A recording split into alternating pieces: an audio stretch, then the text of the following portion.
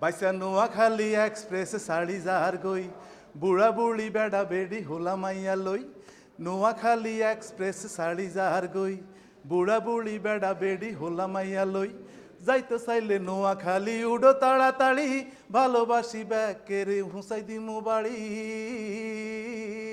হেই, খুব চমৎকার। আমি চেষ্টা করেছি আর চরিত্রটাও ভালো।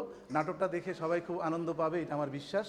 আমার টিম অসম্ভব ভালো। সবার জন্য অনেক শুভকামনা।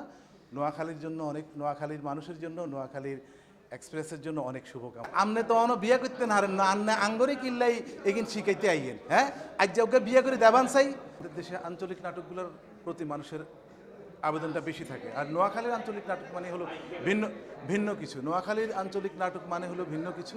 তো অরণ্য আনোয়ারের নাটক মানে হলো আরও ভিন্ন কিছু। উনি খুব তথ্যবহুল কাজ করেন, আমাদেরকে অনেক ভাবতে হয়।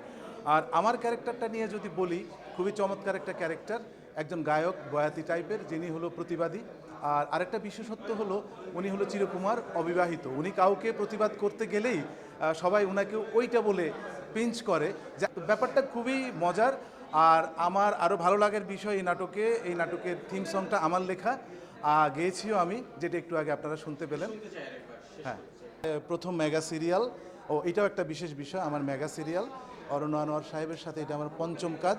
এর আগে আমি ওনার প্রথম চলচ্চিত্র মাতে অভিনয় করেছিলাম, মা সিনেমায়, যেটা কান চলচ্চিত্রে গিয়েছিল ৭৬তম কানে।